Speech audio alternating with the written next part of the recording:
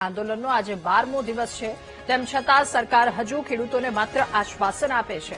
એક તરફ ખેડૂતોનું આંદોલન ચાલે છે તો બીજી તરફ ઉપવાસ પર બેઠેલા ખેડૂતોના ખેતરમાં વીજ કંપનીઓ ખાડાઓ ગાળી અને મોટા પાયે ખેતરને નુકસાન પહોંચાડી રહી છે। ઉપવાસ પર બેઠેલા નેહુલ અમૃતિયાના ખેતરમાં વીજ કંપનીના શ્રમિકો ઉપર ખાડાઓ ગાળવા માટે આવ્યા। મહત્વનું છે કે સમગ્ર મામલે જ્યાં સુધી સુખદ નિરાકરણ નહીં આવે ત્યાં સુધી કામગીરી અટકાવવાની તંત્રે બાંહેધરી આપી હતી। તેમ છતાં વીજ કંપનીએ ખેતરમાં ખાડાઓ ગાળવાની કામગીરી કરાવી રહી છે। હાલ અત્યારે વાવણીનો યોગ્ય સમય છે, પણ વીજ કંપની જે વીજ પોલ ઉભા કરી રહી છે, જેના કારણે ખેડૂતોને પોતાના ખેતરમાં વાવણી કરવી પણ મુશ્કેલ થઈ જાય છે। એ જગ્યાએ વીજ પોલ ઉભો કરવામાં આવે તેની આજુબાજુ માટીના ઢગલા કરી દેવામાં આવ્યા છે।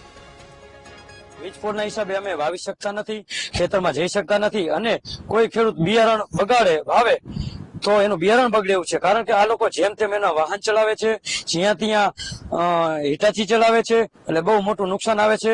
તો ખેડૂત મોંઘા બિયારણ ખાતર અને એનો યોગ્ય બગાડ થશે। કારણ કે આ બગાડ થાય તો એક તો મોંઘા વસ્તુ છે, તો પછી ખેડૂતોને કરવું શું? કારણ કે આ જો ખેડૂત ટાઈમે વાવણી નહીં કરી શકે તો એના 12 મહિના એના બાલ બચ્ચા એનું ગુજરાન કેવી રીતે ચલાવશે? એક શિક્ષક તરીકે, માજી શિક્ષક તરીકે કહીશ કે આ જે ખેડૂતનું આંદોલન છે એ સંપૂર્ણ બિન રાજકીય છે અને એમાં કોઈ પણ રાજકીય પક્ષને આવવા દેવામાં આવતા નથી। અને આ આંદોલન જો આમનામ સતત ચાલ્યું તો આ તમે જોવો છો, જનમેદની જોવો છો, અસંખ્ય માણસો, અસંખ્ય ગામના લગભગ 450 ગામના સમર્થનના પત્રો આવ્યા છે।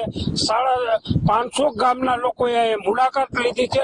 હજારો માણસો આ ખેડૂતને સમર્થન દેવા અહીંયા પધારી રહ્યા છે અને હરવે બધા માણસો એવું કહેવા માંગે છે કે તમે થોડાક આગળ વધો, પણ અમે અહીંયા ગાંધીજીના ચિંધ્યા રસ્તે શાંતિપૂર્ણ, સંપૂર્ણ શાંતિપૂર્ણ આંદોલન ચલાવી રહ્યા છે।